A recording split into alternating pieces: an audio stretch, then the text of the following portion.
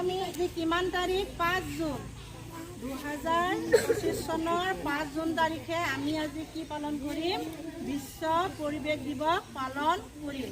এতিয়া আমি সকলোৱে কি কৰিম গছৰ পুলি ৰুম। ডাল ৰুলে নহ'ব, আমি কি কৰিব লাগিব গছডালক কি মৰম কৰিব লাগিব, হয় না নহয়? গছে আমাক কেনেকৈ মৰম দিব?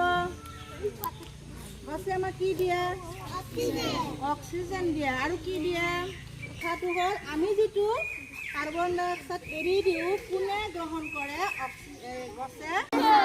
পৰম বন্ধু। এতিয়া আমি গছ ৰুম।